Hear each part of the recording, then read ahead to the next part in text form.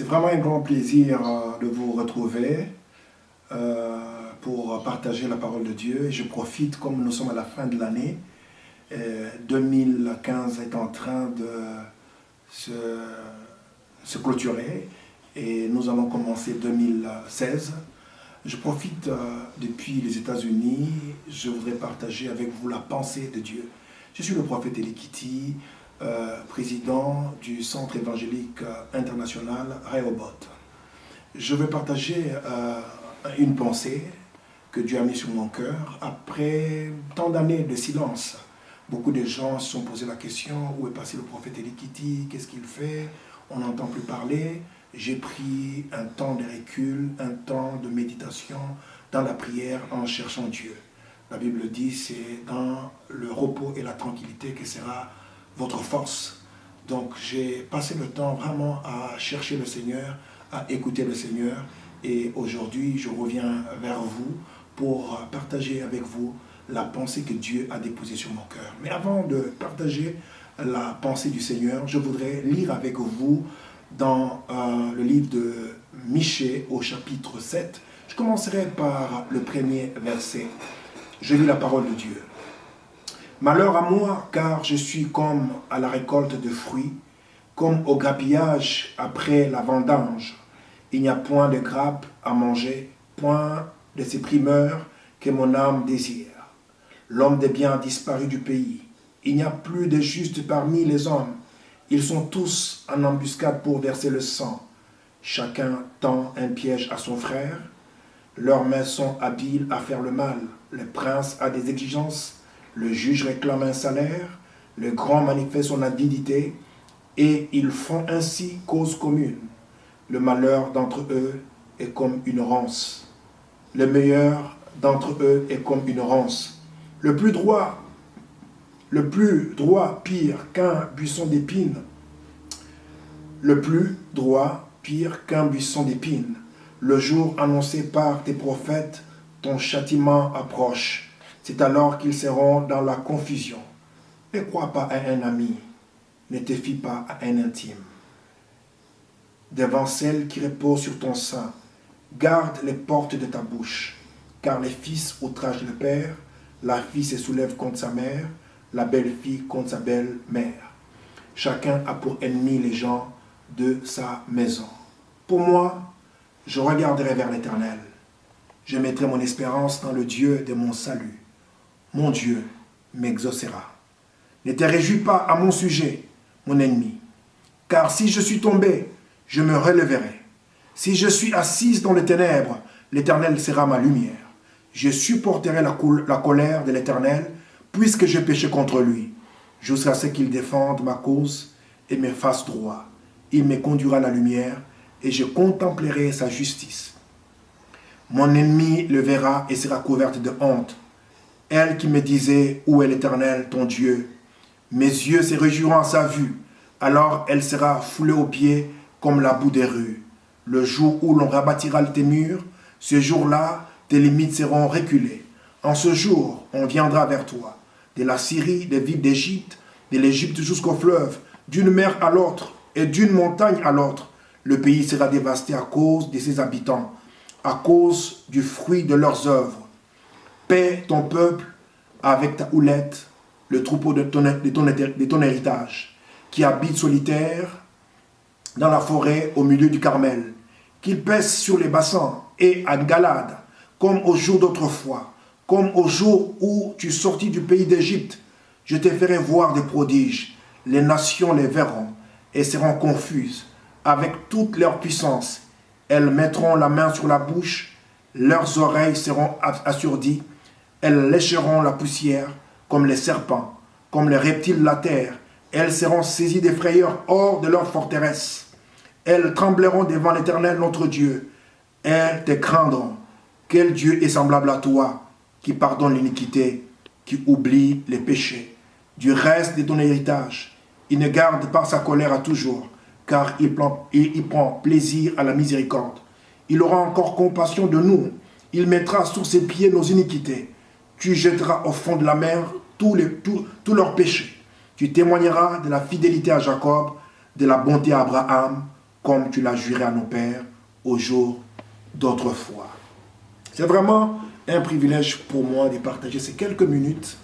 J'aimerais vous dire, pour ceux qui se posent la question, qu'est-ce que le prophète Elikiti est devenu? Le prophète Elikiti est en vie. Je suis en bonne santé, ma famille se porte bien. J'ai toujours la même femme, les mêmes enfants qui ont grandi. Je rends grâce à Dieu.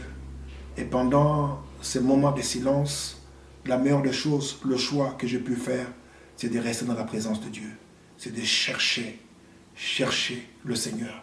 Rechercher encore sa présence. Vous savez, quand vous traversez des moments difficiles, c'est là où vous découvrez qui vous aime, qui est avec vous et qui est contre vous. Je peux vous dire que les amis peuvent vous abandonner, la famille peut vous abandonner, mais Dieu ne vous abandonnera jamais. Il est écrit dans l'Évangile, je serai avec vous jusqu'à la fin du temps. Je suis un témoignage vivant de la fidélité et de la bonté de Dieu. Alors je vais profiter rapidement, après avoir lu Michée chapitre 7, vous comprendrez que le monde dans lequel nous vivons, il y a la méchanceté.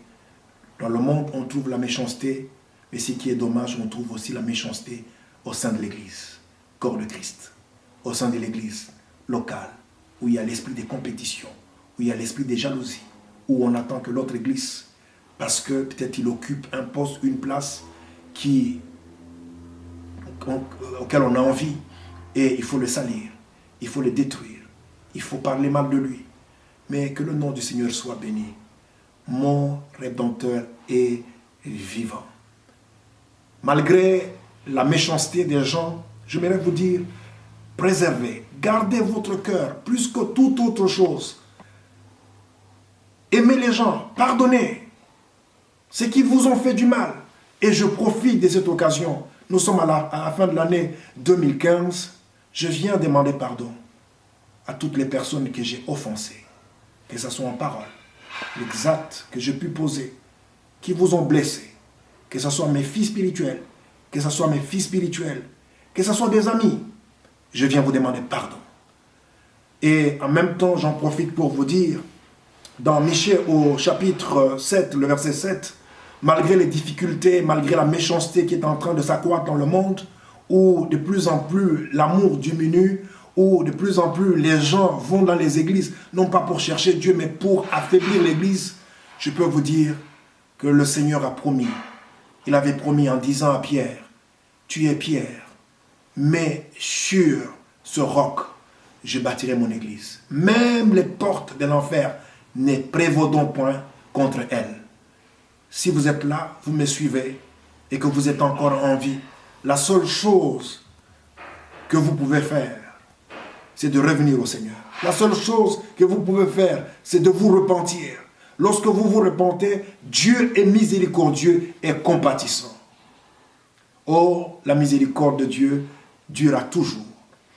Le verset 7 de Michée plutôt, chapitre 7, le verset 7 dit, « Pour moi, je regarderai vers l'Éternel. Je mettrai mon espérance dans le Dieu de mon salut. Mon Dieu m'exaucera. Ne te réjouis pas à mon sujet, mon ennemi. Car si je suis tombé, je me releverai. Si je suis assise dans les ténèbres, l'Éternel sera ma lumière. Je supporterai la colère de l'Éternel, puisque j'ai péché contre lui, jusqu'à ce qu'il défende ma cause et me fasse droit. Il me conduira à la lumière, et je contemplerai sa justice. Mon ennemi le verra et sera couverte de honte. Et elle qui me disait, où est l'Éternel, ton Dieu? J'aimerais vous dire, mon Dieu est vivant et il agit. Oh, que le nom du Seigneur soit béni. Le dernier verset, c'est le verset 18, qui dit, quel Dieu est semblable à toi, qui pardonne l'iniquité, qui oublie le péché du reste de ton héritage. Il ne garde pas sa colère à toujours, car il prend plaisir à la miséricorde. Il aura encore compassion de nous. Il mettra sur ses pieds nos iniquités. Tu jetteras au fond de la mer tous leurs péchés. Tu témoigneras de la fidélité à Jacob, de la bonté à Abraham, comme tu l'as juré à nos pères et au jour d'autrefois. Le Seigneur a jugé bon de me faire grâce. Le Seigneur a jugé bon de me bénir. Je rends grâce à Dieu.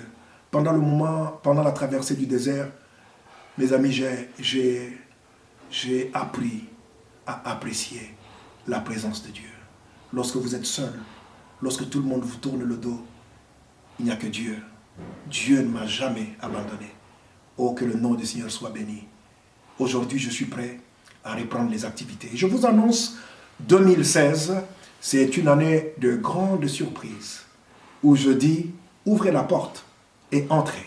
C'est le temps où chacun de nous doit rentrer, doit voir les promesses de Dieu se réaliser. 2016, j'annonce l'ouverture de l'église Centre évangélique international Rehoboth à Paris.